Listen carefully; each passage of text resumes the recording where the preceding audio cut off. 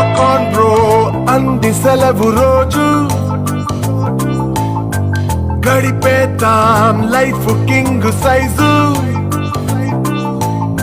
ఒకే గదిలో ఉక్కపోత చాలు గడి దాటాలి కళ్ళు కాళ్ళు కలలు ఏ దిక్కులో ఏమున్నదో వేటాడి పోగు చేసుకుందాం ఖుషి మన్నాటలో చెంతోడిలో అనాలి నేడు మనలో మనిషి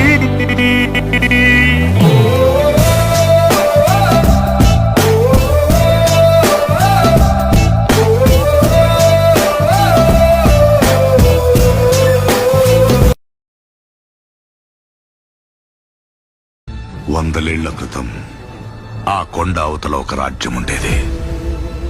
ఆ రాజ్యం గెలవాలంటే సముద్రాన్ని దాటాలా. కాని ఆ కొండ మీద ఒక సైన్యం ఉండేది.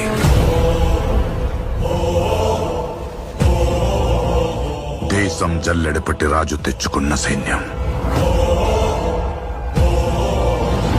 కులం లేదు, మతం లేదు, భయం అసలే లేదు. వాళ్ళ దైవం ఆయుధం.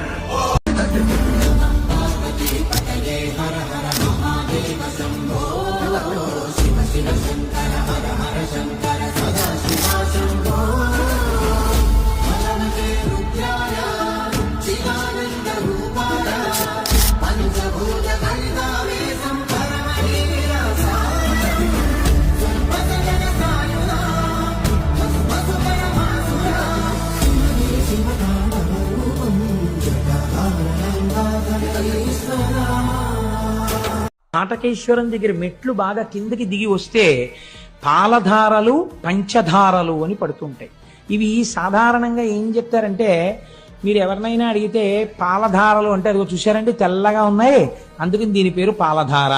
అవి ఏమిటో తెలుసా అంటే, పంచధారలు అంటే పంచదార కలిపి నీళ్ళల్లా ఉంటాయండి, అందుకని పంచదారలు అంటారు. అలా కాదు, వాటి పేరు పాలధార. అంటే పరమశివుని యొక్క లలాటమునకు తగిలిపడినటువంటి ధార పాలధార. అంటే ఇది శివుడి యొక్క లలాటమును తగిలి వస్తున్న ధారాని మీరు లోపలికి పుచ్చుకుంటే ఉత్తర క్షణము మీరు గొప్ప ఫలితాన్ని పొందుతారు. ఎందుచేత ఇలా ఏర్పడింది. శ్రీశైలంలో ఇప్పటికీ కూడా శిఖరేశ్వరము అని ఒక ప్రదేశం ఉంది. అక్కడ కొండ పైకి ఎక్కుతారు, మెట్ల దారి ఉంటుంది. ఆ పైకి ఎక్కి అక్కడ చరనంది ఉంటుంది, నంది తిప్పుతారు. ఆ నందిని తిప్పినప్పుడు ఆ నందీశ్వరుడు యొక్క పాదముల కింద చిన్న కైవారంలా ఉంటుంది. అందులో 4 పదార్థములు వెయ్యాలి. నువ్వులు, బెల్లం, బియ్యం, పత్తి గింజలు, ఈ 4 వెయ్యాలి.